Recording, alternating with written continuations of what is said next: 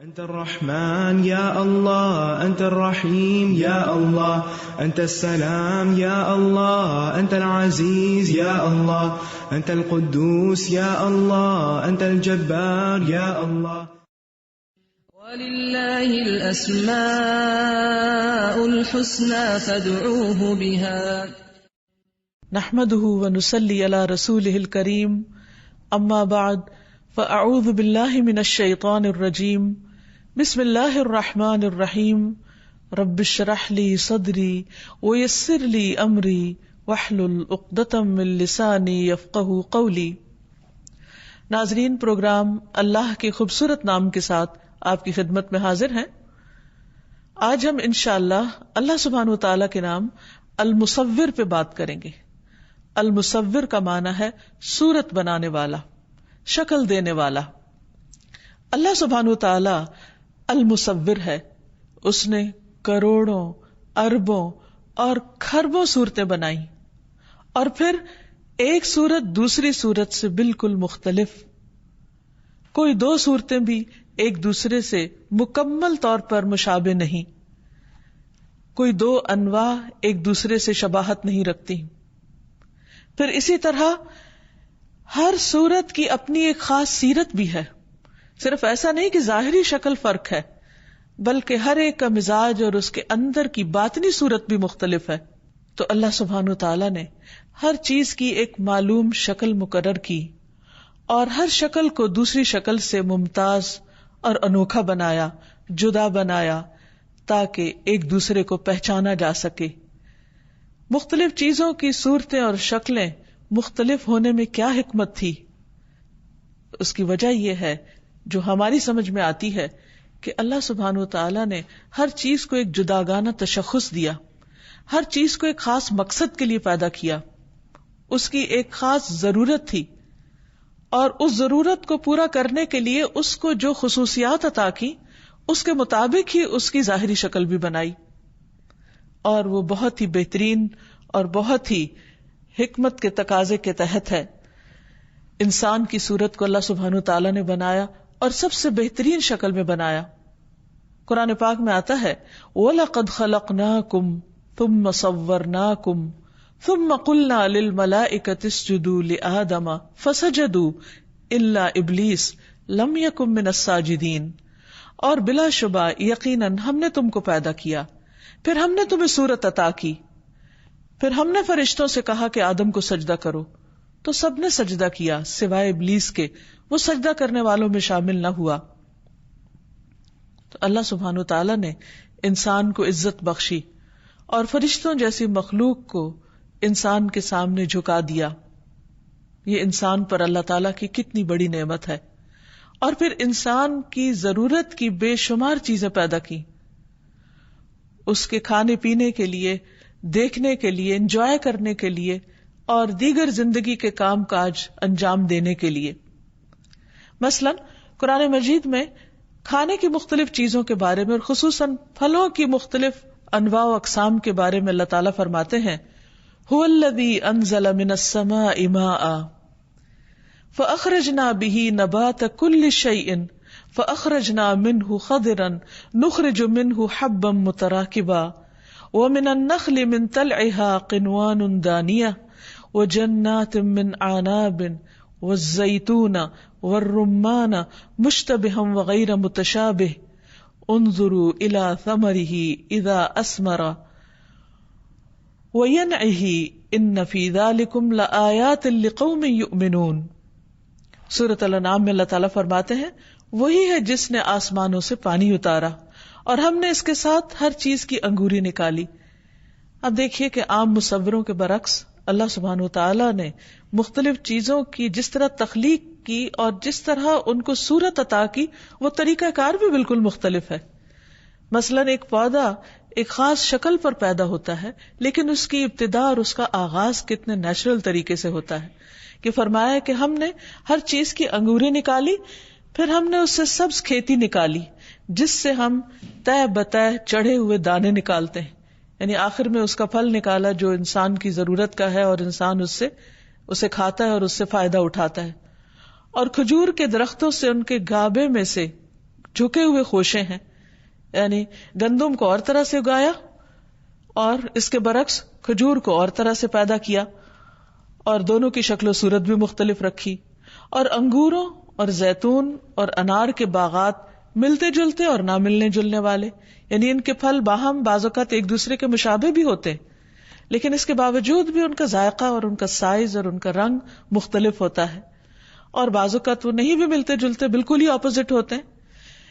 اس کے پھل کی طرف دیکھو جب وہ پھل لائے، یعنی اللہ سبحانہ وتعالیٰ خاص طور پر دیکھنے کا حکم دے رہے ہیں کہ صرف کھانے والے نہ بنو بلکہ ان پر غور و فکر کرنے والے بنو کہ تمہارے رزق کا یہ انتظام کس نے کیا اور کس کس شکل میں کیا. اور پھر حیرت اس بات پر ہوتی ہے نا کہ کس طرح اللہ سبحانہ وتعالیٰ نے مختلف چیزوں کا الگ ذائقہ رکھا، اس کی خوشبو، اس کا ٹیسٹ، اس کا رنگ، اس کا سائز، اس کا وزن، اور اس کی پھر تاثیر، اس کے فائدے. یہ تمام چیزیں اللہ سبحانہ وتعالیٰ ہی نے بنائی، اور ان سب چیزوں کی کو جو شکل دی، جو خاص انداز دیا، جو خاص صورت دی، وہ اسی المصور نے دی. اور یہ سب کچھ کس کے لیے کیا؟ سوچنے کی بات ہے، یہ سب کچھ ہمارے لیے کیا. خلق لکم ما فی الارض جمیعا، تمہارے لیے ہے زمین میں جو کچھ ہے سارے کا سارا. سوچئے ہم ان سب چیزوں سے فائدہ اٹھاتے ہوئے اللہ سبحانہ وتعالیٰ کے کتنے شکر گزار بنتے ہیں. اللہ سبحانہ وتعالیٰ اس آیت کے آخر میں فرماتے ان فی ذالکم لآیات لقوم یؤمنون، یقیناً اس میں لوگوں کے لیے، ان لوگوں کے لیے جو ایمان لاتے ہیں بہت سی نشانیاں ہیں. یعنی جو لوگ غور و فکر کرتے ہیں اور اس کو اللہ کی تخلیق مانتے ہیں، ان کے لیے اس میں بہت سے سبق ہیں.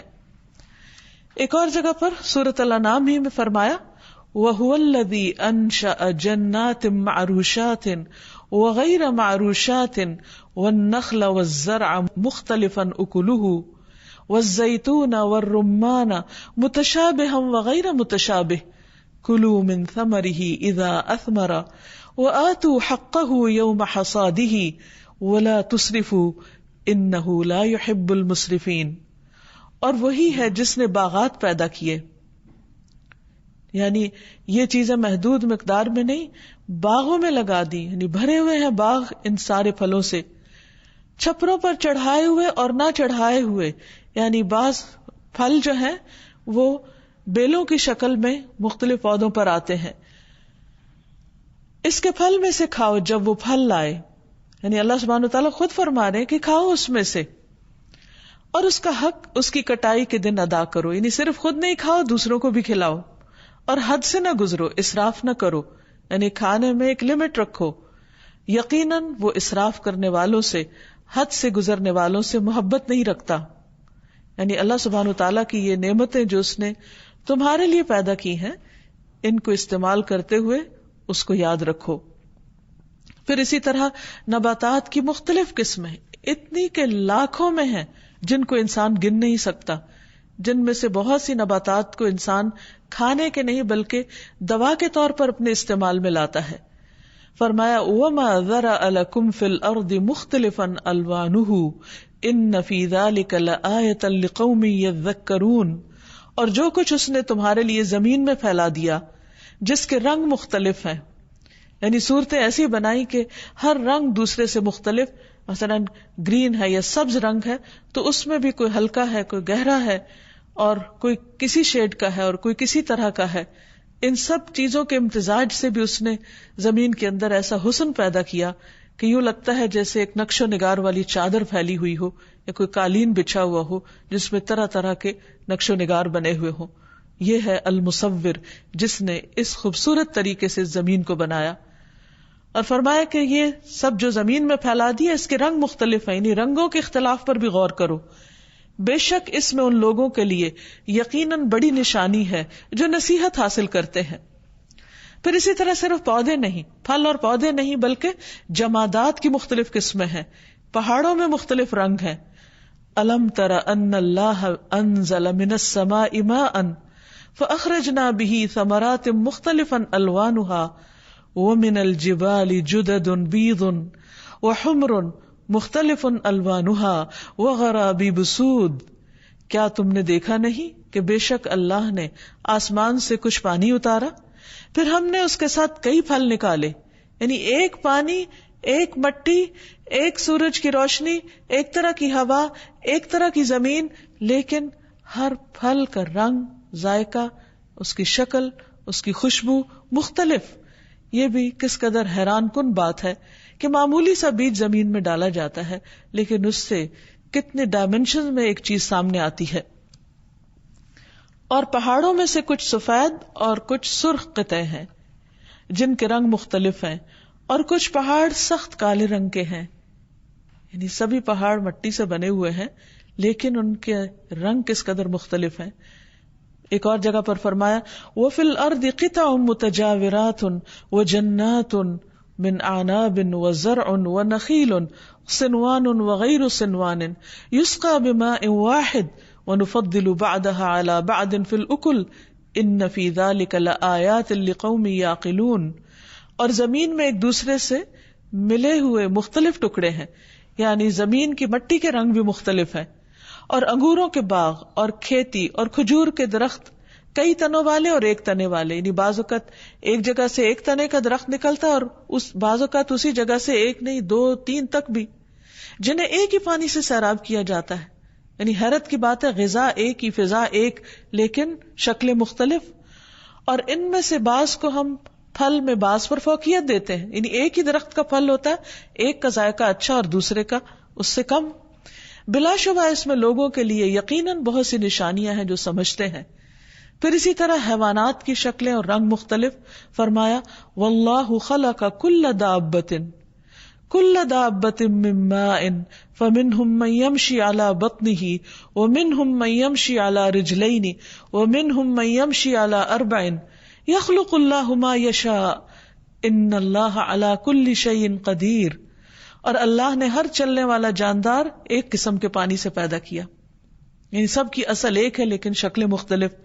پھر ان میں سے کوئی وہ ہے جو اپنے پیٹ پہ چلتا ہے، یعنی رینگ کے چلتے ہیں جیسے سانپ وغیرہ، اور ان میں سے کوئی وہ ہے جو 2 پاؤں پہ چلتا ہے، اور ان میں سے کوئی وہ ہے جو 4 پہ چلتا ہے.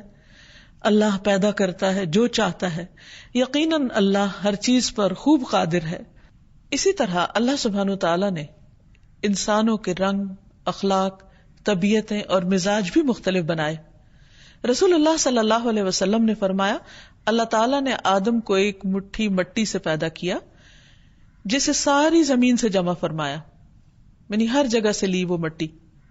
بس بنی آدم زمین کی مٹی کے لحاظ سے ہیں، ان میں سے کوئی سرخ ہے اور کوئی سفید، کوئی سیاہ ہے اور کوئی درمیانہ، کوئی نرم خو ہے تو کوئی سخت طبیعت، اور کوئی بری طبیعت کا مالک ہے تو کوئی اچھی طبیعت کا مالک. لیکن اللہ سبحانہ تعالیٰ نے انسان کو باقی تمام مخلوق سے افضل بنایا، احسن تقویم، بہترین شکل اور بہترین حالت پر بنایا. سورۃ غافر میں اللہ تعالیٰ فرماتے ہیں اللہ الذی جعل لکم الارض قرارا والسماء بناء وصورکم فاحسن صورکم. اللہ وہ ہے جس نے تمہارے لیے زمین کو رہنے کی جگہ اور آسمان کو چھت بنایا اور تمہاری صورت بنائی تو تمہاری صورتیں اچھی بنائی. یعنی آپ دیکھیے کہ اگر کسی بھی انسان کو اپنی شکل و صورت پر کوئی اعتراض ہو تو وہ کسی بھی جانور سے اپنے آپ کو کمپیئر کر کے دیکھ لے.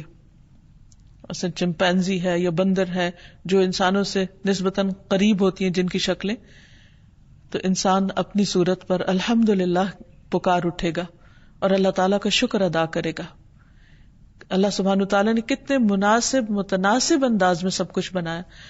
مثلا چہرے کے اوپر آپ دیکھیں کہ اگر 2 آنکھیں بنائی تو ان دونوں کا سائز کتنا مناسب رکھا. پھر اسی طرح کان اور ان کے درمیان کتنی ہم آہنگی پیدا کی، باہم کوآرڈینیشن بھی رکھی. پھر اسی طرح انسان کے ہونٹ، دانت، بال، ناخن، ہاتھ، پاؤں، انگلیاں، ایک ایک چیز اللہ سبحانہ تعالیٰ نے بہترین حالت میں پیدا کی. اللہ تعالیٰ فرماتے ہیں یا ایھا الانسان ما غرک بربک الکریم الذی خلقک فسواک فعدلک فی ای صورت ما شاء رکبک. اے انسان، تجھے تیرے نہایت کرم والے رب کے متعلق کس چیز نے دھوکہ دیا ہے؟ جس نے تجھے پیدا کیا، پھر تجھے درست کیا، پھر تجھے برابر کیا، اور جس صورت میں بھی اس نے چاہا تجھے جوڑ دیا. اس سے ایک بات اور پتہ چلتی ہے کہ انسان کی اپنی شکل و صورت اس کی اپنی بنائی ہوئی نہیں اور اس کا اپنا عمل دخل اس میں نہیں ہے. یہ اللہ سبحانہ وتعالیٰ کی تقسیم ہے کہ اس نے جس کو جس شکل میں چاہا ڈھال کے دنیا میں بھیج دیا. اس لیے ہمیں کسی دوسرے کی شکل و صورت پر کوئی اعتراض بھی نہیں ہونا چاہیے، اور شکل و صورت اور رنگ کی بنا پر کسی کے ساتھ کوئی ڈسکریمنیشن بھی نہیں ہونی چاہیے، کوئی ریشزم نہیں ہونا چاہیے، کیونکہ اللہ نے جس کو چاہا کالا پیدا کیا، جس کو چاہا گورا پیدا کیا. انسانوں کے اپنے بس کی بات نہیں تھی کہ وہ کسی خاص رنگ یا نسل میں پیدا ہوتے، اور یہ بھی نہیں اللہ تعالیٰ نے رکھا کہ کسی ایک رنگ کو دوسرے پر کوئی فوقیت دی ہو. اللہ سبحانہ وتعالیٰ کے ہاں کسی کی بھی زیادہ عزت اس کے تقوی کی وجہ سے کہ اس کے دل میں خدا کا خوف کتنا ہے. پھر آپ دیکھیے کہ جس رب نے یہ سب کچھ بنایا ہے اس کا شکر ادا کرنے کی ضرورت ہے، ورنہ وہ رب چاہے تو ان چہروں کو بگاڑ بھی سکتا ہے. اور ماضی میں ایسا ہوا جس کا ذکر قرآن مجید میں ملتا ہے کہ بعض قومیں ایسی تھیں جنہوں نے اللہ سبحانہ وتعالیٰ کے احکامات کو نہیں مانا، تو اللہ تعالیٰ نے ان کی صورتوں کو مسخ کر دیا. سورۃ الاعراف میں اللہ تعالیٰ فرماتے ہیں فَلَمَّا عَتَوْا عَمَّا نُهُوا عَنْهُ قُلْنَا لَهُمْ كُونُوا قِرَدَةً خَاسِئِينَ. پھر جب وہ اس بات میں حد سے بڑھ گئے، یعنی اللہ کی خوب نافرمانیاں کرنے لگے اور وہ کرنے لگے جس سے انہیں منع کیا گیا تھا، تو ہم نے ان سے کہا کہ بندر بن جاؤ، ذلیل، دھتکارے ہوئے. اور یہ انسان کے لیے عبرت کا مقام ہے. پھر اسی طرح حرام کاموں کے مرتکب کی شکل مسخ کرنے کا بھی آتا ہے. پھر نماز میں امام سے پہل کرنے والے کی شکل کے بگڑنے کے بارے میں ایک حدیث آتی ہے. نبی صلی اللہ علیہ وسلم نے فرمایا، کیا تم میں وہ شخص جو رکوع یا سجدے میں امام سے پہلے سر اٹھا لیتا ہے اس بات سے نہیں ڈرتا کہ کہیں اللہ اس کا سر گدھے کی سر کی طرح نہ بنا دے یا اس کی صورت کو گدھے کی صورت بنا دے؟ یعنی ایسے انسان کے اندر عقل نہیں، وہ گدھے جیسا کام کرتا ہے، تو کہیں ایسا نہ ہو کہ اس کی ظاہری صورت جو ہے وہ بھی ویسی ہو جائے. پھر اسی طرح قیامت کے دن بھی اللہ سبحانہ وتعالیٰ کئی لوگوں کی شکلیں بدل ڈالے گا، جیسے ابراہیم علیہ السلام کے والد کے بارے میں آتا ہے، کیونکہ انہوں نے دعا کی تھی کہ یا اللہ اس معاملے میں مجھے رسوا نہ کرنا، تو ان کے والد کی اصل شکل بدل دی جائے گی اور بجو کی شکل میں ان کو جہنم میں پھینکا جائے گا. اب یہ ہے کہ جب انسان کو اللہ سبحانہ وتعالیٰ کے المصور ہونے پر ایمان ہو جائے، اس کی معرفت ہو جائے، اور جس چیز کی طرف بھی دیکھے، خواہ وہ انسان ہو یا حیوان ہو یا پھول ہو یا پتا ہو یا کوئی تتلی ہو یا پرندہ ہو یا کوئی جانور ہو، کسی بھی چیز کی طرف جب دیکھے تو ہونا یہ چاہیے کہ اسے دیکھ کر اسے اللہ کی یاد آئے، اللہ کی پہچان آئے، اور اس کی قدرت اور اس کی نشانیوں کا اس کے دل میں گہرا احساس ہو، اور پھر اس نام کے ساتھ اس کو پکارے اور اس کا شکر ادا کرے. رسول اللہ صلی اللہ علیہ وسلم جب سجدہ کرتے تو یہ دعا فرماتے، اللہم لک سجدت وبک آمنت ولک اسلمت سجد وجہی للذی خلقہ وصورہ وشق سمعہ وبصرہ تبارک اللہ احسن الخالقین. اے اللہ، میں نے تیرے لیے سجدہ کیا، تجھی پر ایمان لایا، میں تیرا فرما بردار ہوں، میرا چہرہ اس ذات کو سجدہ کر رہا ہے جس نے اسے پیدا کیا اور اس کی صورت بنائی. یعنی جب بھی ہم اپنی شکل دیکھیں تو اللہ کا شکر ادا کریں کہ اللہ تیرا شکر ہے کہ تو نے ہمیں ایک احسن شکل پر پیدا کیا. اور پھر اس کے شکرانے کے طور پر جب سجدہ کریں تو یہ دعا پڑھیں کہ شکر ہے اس رب کا کہ جس نے اس کو بہترین شکل پہ پیدا کیا اور اس کی صورت بنائی اور اس کے کانوں اور اس کی آنکھوں کو تراش کر بنایا، یعنی بہترین شکل میں. برکتوں والا ہے اللہ اور سب سے اچھا پیدا کرنے والا. اسی طرح ہمیں پورے اخلاص کے ساتھ اللہ سبحانہ وتعالیٰ کی طرف اپنے چہرے کو متوجہ کرنا چاہیے، نماز کی حالت میں خصوصاً. رسول اللہ صلی اللہ علیہ وسلم جب نماز کے لیے کھڑے ہوتے تو یوں فرماتے، وجہت وجہی للذی فطر السماوات والارض حنیفا وما انا من المشرکین ان صلاتی ونسکی ومحیای ومماتی للہ رب العالمین لا شریک لہ وبذلک امرت وانا اول المسلمین. میں اپنا رخ اس ذات کی طرف کرتا نہیں، یہ چہرہ جو اللہ نے مجھے دیا میں اسی کی طرف کرتا ہوں جس نے مجھے سب عطا کیا، جس نے آسمانوں اور زمین کو ٹھیک ٹھیک پیدا کیا، اور میں شریک کرنے والوں میں سے نہیں ہوں. یعنی اللہ کے ساتھ کسی کو شریک نہیں ٹھہراتا. بے شک میری نماز اور میری قربانی، میرا جینا اور میرا مرنا سب اللہ رب العالمین کے لیے ہے جس کا کوئی شریک نہیں. مجھے اسی کا حکم دیا گیا اور میں فرما برداروں میں سے ہوں، یعنی اسی رب کا اطاعت گزار ہوں، فرما بردار ہوں. پھر اسی طرح یہ ہے کہ اللہ سبحانہ و تعالیٰ نے جو کچھ ہمیں عطا کیا، جسم کی شکل میں، چہرے کی شکل میں اور مختلف طرح سے جو صورت بنائی، اس میں ہمیں اس کی عافیت کی دعا بھی کرنی چاہیے. عبد الرحمن بن ابو بکرہ کہتے ہیں انہوں نے اپنے والد سے کہا، ابا جان میں آپ کو سنتا ہوں کہ آپ ہر صبح یہ دعا پڑھتے ہیں، اللہم عافنی فی بدنی، اللہم عافنی فی سمعی، اللہم عافنی فی بصری، لا الہ الا انت. اے اللہ مجھے میرے بدن میں آرام دے، اے اللہ میرے کانوں کو سلامت رکھ، اے اللہ میری نظر کو درست رکھ، تیرے سوا کوئی عبادت کے لائق نہیں. یعنی ان نعمتوں کی قدر بھی کرنی چاہیے. جس بہترین شکل پہ اللہ سبحانہ و تعالیٰ نے ہمیں دیا ہے اس کو بگاڑنا نہیں چاہیے، اس پر زیادتی نہیں کرنا چاہیے، ان کو ابیوز نہیں کرنا چاہیے. تو وہ صبح اور شام یہ دعا 3 بار پڑھا کرتے تھے، اور وہ کہتے ہیں کہ میں نے رسول اللہ صلی اللہ علیہ وسلم کو یہ دعا پڑھتے ہوئے سنا ہے. تو اس سے پتہ چلتا ہے کہ ہمیں جو بھی نعمت ملی ہے جس بھی شکل میں اور خوبصورت اور بہترین شکل میں، خواہ وہ ہماری اپنی ذات کے اندر ہے یا بیرونی طور پر ہے، اس پر اللہ سبحانہ وتعالیٰ کا شکر ادا کرنا چاہیے اور اس کے ساتھ ساتھ اس کی عافیت کی دعا بھی کرتے رہنا چاہیے. پھر جب بندے کو اس نام کا احساس ہو جائے، معرفت ہو جائے، تو پھر اپنا مقام بھی پہچانے کہ اسے کیا کرنا ہے. اسے اللہ سبحانہ وتعالیٰ کی مصوری پر غور و فکر بھی کرنا ہے.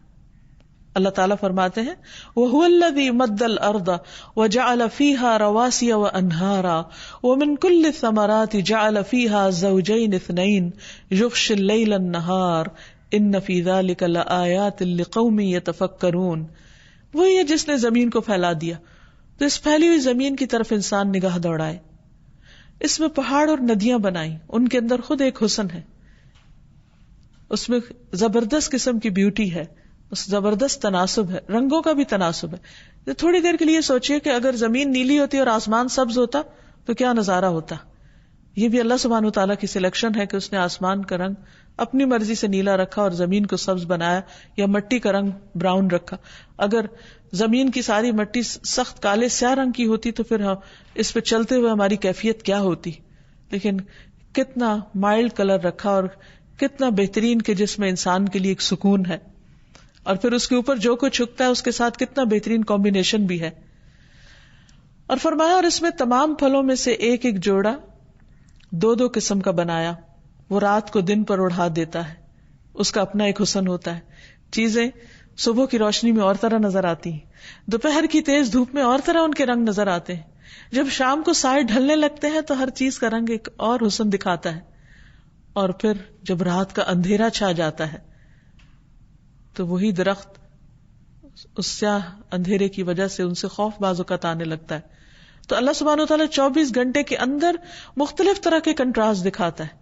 یہ مختلف روشنیوں کے ساتھ مختلف چیزوں کی جو صورتیں ہیں یا شکلیں ہیں یا ان کی جو بیوٹی ہے وہ بھی مختلف طرح سے نظر آتی. بلا شبہ اس میں ان لوگوں کے لیے یقیناً بہت سی نشانیاں ہیں جو غور و فکر کرتے ہیں. پھر ہم پر یہ بھی لازم آتا ہے کہ ہم اللہ سبحانہ وتعالیٰ کی اس تصویر گری میں، اس مصوری میں عیب نہ نکالیں. ہم اپنی طرف سے مشورے دینے والے نہ او اگر یہ پھل اس رنگ کا ہوتا تو زیادہ اچھا تھا، اور یہ پھول اس کلر میں زیادہ اچھا لگتا. حقیقت یہ ہے کہ اگر انسان پوری توجہ کے ساتھ دیکھے تو جس چیز کو اللہ نے جس طرح بنایا اسی طرح زیادہ خوبصورت ہے. جب مصور تصویر بناتا ہے انسانوں میں سے تو عام طور پہ کہا جاتا ہے کہ اے مصور تیری تصویر ادھوری ہے ابھی، یعنی اس میں کچھ نہ کچھ کمی ہوتی ہے اور کچھ نہ کچھ بہتری کی گنجائش ہوتی ہے. لیکن اللہ سبحانہ وتعالیٰ نے جو کچھ بنایا اس سے بہتر بنایا نہیں جا سکتا تھا. اسی طرح بندوں کی شکل و صورت پر بھی انہیں تانا نہیں دینا چاہیے، ان کا مذاق نہیں اڑانا چاہیے، ان پر ہنسنا نہیں چاہیے، ان کو بلی نہیں کرنا چاہیے، کیونکہ یہ ان کے اپنے ہاتھ کی بنائی ہوئی نہیں ہے، یہ اللہ سبحانہ وتعالیٰ کی دین ہے. حضرت عائشہ کہتی ہے کہ میں نے نبی صلی اللہ علیہ وسلم سے کہا کہ آپ کو صفیہ میں یہی کافی ہے، یعنی اپنی دوسری جو سوکن تھی ان کے بارے میں انہوں نے کچھ لفظ بولا کہ وہ ایسے اور ایسے ہیں. مراد ان کی یہ تھی کہ ان کا قد چھوٹا ہے. تو آپ صلی اللہ علیہ وسلم ناراض ہوئے. آپ نے فرمایا تم نے ایک ایسا کلمہ کہا ہے کہ اگر سمندر میں ڈال دیا جائے تو وہ بھی کڑوا ہو جائے. یعنی اللہ تعالیٰ کو یہ بات سخت ناپسند ہے کہ کوئی انسان کسی دوسرے انسان کی شکل و صورت میں کوئی عیب نکالے یا کوئی خامی تلاش کرے. یہ کام شیطانی کام ہے. آپ دیکھیے کہ اللہ سبحانہ وتعالیٰ نے جب ان آدم علیہ السلام کی صورت بنائی, ان کا ڈھانچہ تیار کیا, تو اس کو جب تک چاہا جنت میں چھوڑ دیا. ابھی روح نہیں ڈالی تھی, صرف اس کا ایک سانچہ بنا تھا.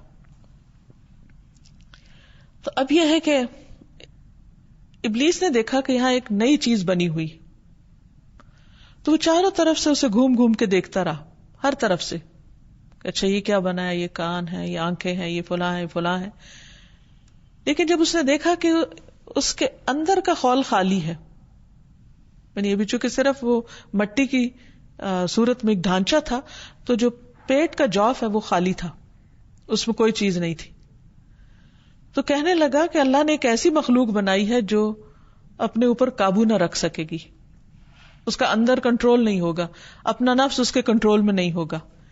یعنی بجائے اس کے کہ اللہ سبحانہ وتعالیٰ کی اس صورت گری اور اس احسن تقویم جو انسان کی شکل میں بہترین چیز اللہ نے بنائی, اسے دیکھ کر سبحان اللہ کہتا یا ماشاء اللہ کہتا, یہ نہیں کہا بلکہ انسان کی کمزوری کو پکڑا کہ اچھا یہاں کچھ نہیں ہے, یہاں کمی ہے.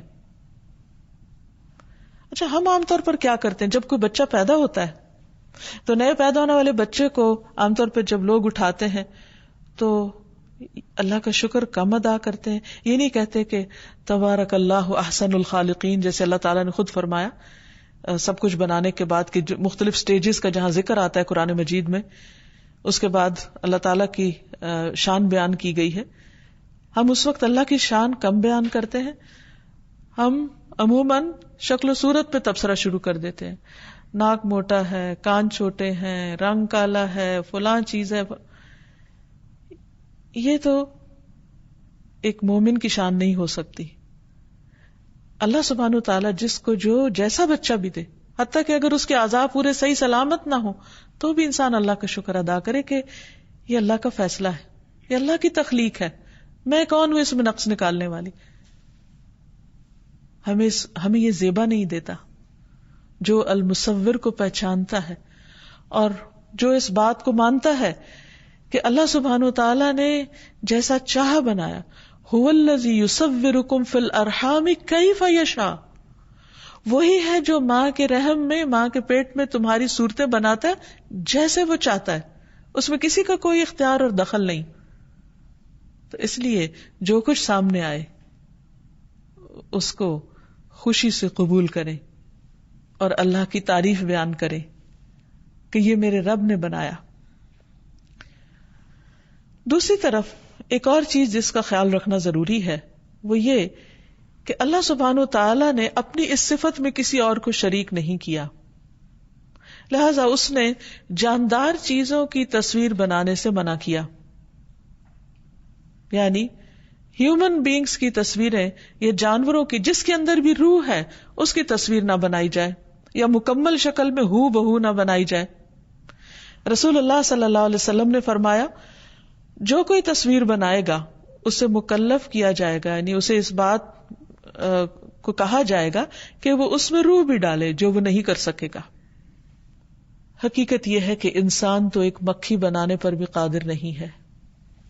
اللہ تعالیٰ فرماتے ہیں یا ایھا الناس, اے لوگو, ضرب مثل, ایک مثال بیان کی جا رہی ہے, فاستمعوا لہ, اسے غور سے سنو.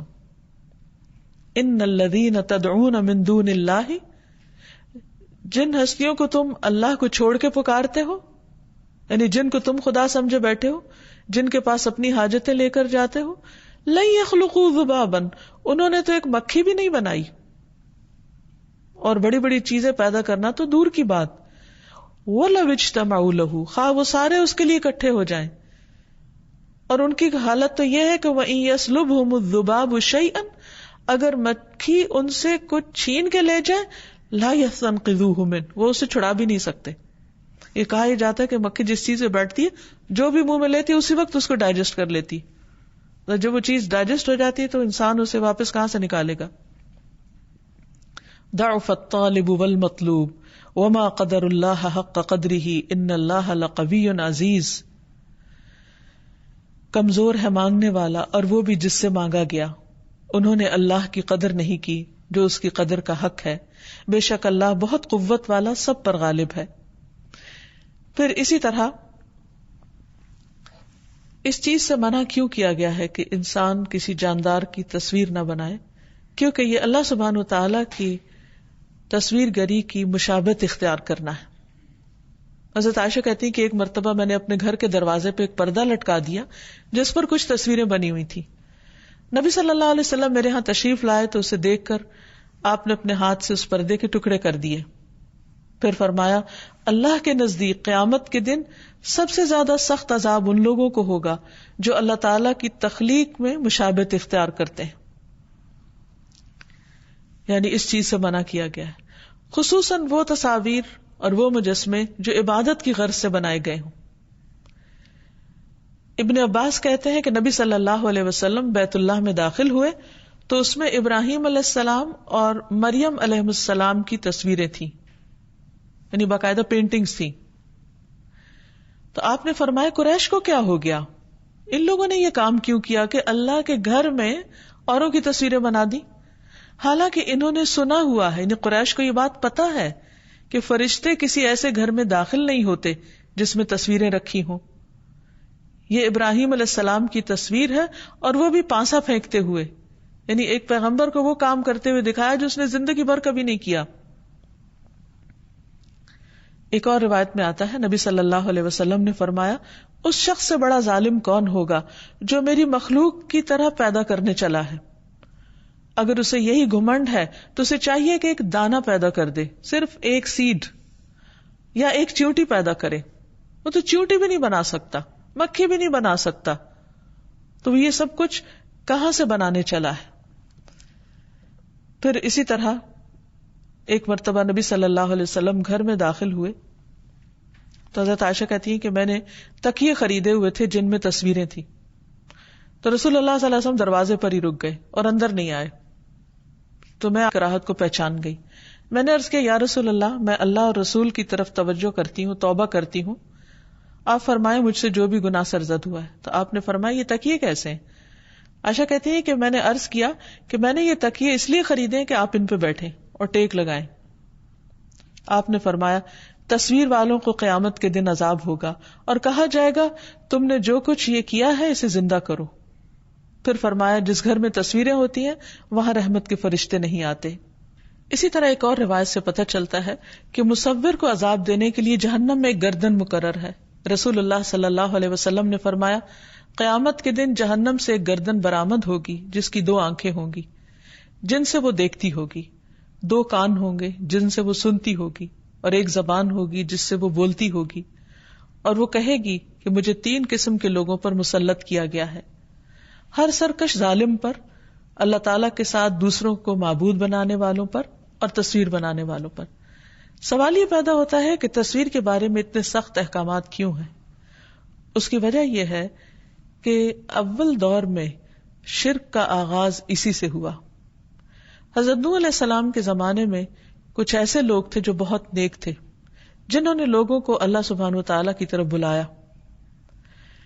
جب وہ فوت ہوئے تو لوگوں نے کہا کہ چونکہ انہیں دیکھ کر ہمیں خدا یاد آتا تھا اور ان کے ذریعے ہمیں اللہ سبحانہ وتعالی کی معرفت ملی، لہذا ان کے جانے کے بعد ہم ان کی تصویریں اپنے سامنے رکھتے ہیں تاکہ جب ہم ان کی تصویر کو دیکھیں تو ہمیں اللہ تعالی یاد آئے. تو فرسٹ جنریشن نے ان کی تصویریں بنا لی. دوسری جنریشن یہ تو بھول گئی کہ یہ کن کی تصویریں ہیں، لیکن یہ بات صرف یاد رہی کہ یہ کوئی بہت اچھے بڑے لوگ تھے، نیک لوگ تھے. انہوں نے صرف تصویریں نہیں، ان کے مجسمے بھی بنا لیے، اور اس میں پھر اللہ سبحانہ وتعالی کا کانسیپٹ تو بالکل پیچھے چلا گیا، لیکن لوگوں نے انہی کو خدا بنا لیا، انہی کو پوجنے لگے. اس کے بارے میں تاریخ میں آتا ہے کہ سب سے پہلا بت جو کعبہ میں لا کر رکھا گیا وہ عمرو ابن لہی نے اس کا آغاز کیا تھا. عمرو ابن لہی ایک بہت انفلوئنشل شخص تھا جو ایک بزنس مین بھی تھا. وہ سیریا جاتا, شام کے علاقے میں جاتا اور تجارت کیا کرتا تھا. تو ایک دفعہ اس نے وہاں پر دیکھا کہ کچھ لوگ کچھ تصویروں اور بتوں کے سامنے بیٹھ کر ان کی پوجا کر رہے ہیں. تو اس کو یہ منظر بہت خوبصورت لگا. واپسی پہ اس نے ایک بت خریدا اور اپنے ساتھ لے آیا اور لا کر کعبہ میں رکھ دیا. ہر نئی چیز لوگوں کو اپنی طرف بہت اٹریکٹ کرتی. وہ ایک نئی چیز جب لوگوں نے دیکھی تو انہیں بہت خوشی ہوئی. انہوں نے لوگوں کو یہ بتایا کہ اللہ تعالیٰ تو کسی کو نظر نہیں آتا, لیکن اللہ کے گھر میں یہ دیکھ کر ہمیں خدا اور یاد آئے گا. اس لیے اس لاجک کے تحت اس نے اس کو وہاں رکھ دیا اور لوگوں نے بھی ایکسپٹ کر لیا. پھر چونکہ کعبہ ایک مرکزی جگہ تھی جہاں پورے عربیہ سے لوگ آتے, مختلف قبائل, جب انہوں نے آ کر دیکھا کہ خاص قبیلے نے اپنا بت رکھ دیا ہے تو مقابلے پر ان میں سے ہر ایک نے اپنے اپنے بت لا کر رکھ دیے. اور یہاں سے شرک کا آغاز جب ہوا تو وہ ہر طرف پھیل گیا. ہر وہ جگہ جو بنی ہی توحید کے لیے تھی وہ ایک بت پرستی کا گڑھ بن گئی. سوچئے آغاز کہاں سے ہوا. آغاز ایک مجسمے کے لانے سے, اور پھر وہاں سے توحید ختم ہو کر رہ گئی. صرف چند لوگ تھے نبی صلی اللہ علیہ وسلم کے زمانے میں کہ جو دین ابراہیمی پر تھے اور جو ان بتوں کے قریب نہیں جاتے تھے, لیکن باقی تمام لوگ صرف اپنے آباء و اجداد کی پیروی میں ان بتوں کی پوجا کرنے لگے. اس لیے اسلام میں تصویریں بنانے اور خصوصاً عبادت کی غرض سے بنانے اور عبادت گاہوں میں رکھنے کی شدید ممانعت کی گئی. لیکن عبادت کے علاوہ اگر ضرورت کے تحت تصویر بنائی جائے تو اس کی اجازت ہے, اور خصوصاً جیسے کیمرہ ایک مشین ہے, وہ انسان اپنے ہاتھ سے اس کی صورت گری نہیں کرتا بلکہ صرف ایک عکس ہے, تو اس کی رخصت یا اس کے جواز کا پہلو نکلتا ہے. اور اس کے علاوہ وہ چیزیں جن کے اندر روح نہیں, مثلا پودے ہیں, درخت ہیں, پہاڑ ہیں, دریا ہیں, دیگر سینری ہے, تو ان کی پینٹنگز بنائی جا سکتی ہیں. اس کے علاوہ جس چیز کی رخصت کا جواز ملتا ہے وہ بچوں کے وہ کھلونے ہیں جن کے خد و خال بہت واضح نہ ہو. اس سلسلے میں ایک روایت ہے کہ حضرت عائشہ کہتی ہیں کہ نبی صلی اللہ علیہ وسلم جب غزوہ تبوک یا خیبر سے واپس آئے اور گھر میں تشریف لائے تو میرے طاقچے کے اوپر یعنی شیلف کے اوپر ایک پردہ سا پڑا ہوا تھا. ہوا چلی تو پردہ ہٹ گیا. سامنے سے میرے کھلونے نظر آئے جن میں کچھ گڑیاں تھیں اور ان کے درمیان کپڑے کا ایک گھوڑا بنا ہوا تھا. آپ صلی اللہ علیہ وسلم نے دیکھا تو پوچھا کہ عائشہ یہ کیا ہے؟ میں نے کہا کہ یہ میری گڑیاں ہیں اور ان میں گھوڑا بھی آپ کو نظر آیا. تو آپ نے پوچھا کہ یہ میں کیا دیکھ رہا ہوں؟ میں نے کہا گھوڑا ہے. آپ نے پوچھا اس کے اوپر کیا ہے؟ میں نے کہا اس کے 2 پر ہیں. آپ نے فرمایا کہ کیا گھوڑے کے پر بھی ہوتے ہیں؟ تو حضرت عائشہ نے کہا کہ کیا آپ نے نہیں سنا کہ سلیمان علیہ السلام کے گھوڑے کے پر تھے؟ چنانچہ رسول اللہ صلی اللہ علیہ وسلم اس قدر ہنسے کہ آپ کی داڑھیں دیکھی گئیں. تو اس سے یہ پتہ چلتا ہے کہ اگر ایسے کھلونے ہوں یا ایسی چیز ہو جس کی تعظیم نہ ہو اور جس کو سامنے نہ رکھا گیا ہو, صرف کھیلنے وغیرہ کے لیے استعمال ہو, یا جن کی شکل بالکل ہو بہو اصل سے نہ ملتی ہو, تو اس کے جواز کی بھی صورت نکلتی ہے. اسی طرح ایک اور روایت سے ہمیں پتہ چلتا ہے کہ رسول اللہ صلی اللہ علیہ وسلم نے فرمایا کہ جبریل علیہ السلام میرے پاس آئے اور مجھے کہا کہ میں گزشتہ رات آپ کے ہاں آیا تھا مگر اندر آنے سے رک گیا کیونکہ آپ کے گھر کے دروازے پر تصویریں تھیں اور گھر میں تصویروں والا پردہ تھا اور کتا بھی تھا. چنانچہ آپ گھر میں تصویر کے متعلق حکم دیجئے کہ اس کا سر کاٹ دیا جائے اور درخت کی طرح ہو جائے. یعنی اگر کوئی ایسی چیز ہے کہ جس کی اصل شکل پوری طرح واضح نہیں ہے تو اس کی رخصت یہاں سے پتہ چل رہی. اور پردے کے بارے میں حکم فرمائے کہ اسے کاٹ کر تکیے بنا لیے جائیں جو پھینکے جائیں, پاؤں سے روندے جائیں, یعنی اس کی عزت اور تعظیم نہ ہو. اور کتے کے متعلق فرمائیے کہ اسے باہر نکال دیا جائے. چنانچہ رسول اللہ صلی اللہ علیہ وسلم نے ایسا ہی کیا. پھر اسی طرح حضرت علی رضی اللہ تعالیٰ عنہ نے فرمایا کہ نبی صلی اللہ علیہ وسلم نے مجھ سے فرمایا کہ تم جاؤ اور کسی تصویر کو مٹائے بغیر نہ چھوڑنا اور نہ کسی بلند قبر کو برابر کیے بغیر چھوڑنا. پھر اسی طرح نبی صلی اللہ علیہ وسلم نے جب مکہ فتح کیا تو کعبہ کو تمام بتوں اور تصویروں سے پاک کر دیا. جب ہم المصور کو پہچان لیں, اس کی معرفت حاصل کر لیں, تو ہمارے کرنے کے کاموں میں ایک کام یہ بھی ہے کہ ہم نہ صرف یہ کہ ظاہری شکل پر اللہ کا شکر ادا کریں، بلکہ اپنی باطنی صورت اس کی طرف بھی توجہ دیں، اپنے دلوں کو خوبصورت بنائیں، اپنی سیرت کو اچھا بنائیں، کیونکہ اللہ سبحانہ وتعالیٰ کسی کی ظاہری شکل کو نہیں دیکھتے. حدیث میں آتا ہے کہ ان اللہ لا ينظر الى صورکم ولا الى اموالکم، اللہ تمہاری صورتیں اور مال نہیں دیکھتا، ولکن ينظر الى قلوبکم واعمالکم، لیکن اللہ تمہارے دلوں کو دیکھتا ہے اور تمہارے اعمال کو دیکھتا ہے. اس لیے اللہ نے تو ظاہری صورت اچھی ہی بنائی، لیکن دلوں کی حالت اس کا ذمہ ہم پہ ڈال دیا کہ ہم اس کو بھی خوبصورت رکھیں، یعنی اس میں کسی بھی قسم کا حسد، بغض، نفرت، دوسروں کے لیے برے خیالات، بدگمانیاں اور ایسی کیفیات نہ ہوں کہ جس سے ہم اپنے اندر ایک ایسی چیز بنا لیں کہ جو اللہ سبحانہ وتعالیٰ کو ناپسند ہو اور خود ہمارے لیے بھی بہت تکلیف دہ ہو. اور آخر میں اللہ سبحانہ وتعالیٰ سے دعا ہے کہ وہ ہمیں اپنی معرفت عطا کرے، ہمیں توفیق دے کہ جو چیزیں اسے پسند ہیں وہ ہم اختیار کریں، اور جو چیزیں اسے ناپسند ہیں ہم ان سے بچنے والے ہوں. اللہ سبحانہ وتعالیٰ ہمارے دلوں میں اپنی محبت پیدا فرما دے اور اپنی نعمتوں کا شکر گزار بنا دے. وآخر دعوانا ان الحمد للہ رب العالمین. أنت القاهر يا الله، أنت الحسيب يا الله، أنت الشافي يا الله، أنت المبين يا الله، أنت الوكيل يا الله، أنت القيوم يا الله، أنت المتين يا الله، أنت السبوح يا الله. لا إله إلا الله محمد رسول الله، لا إله إلا الله محمد رسول الله.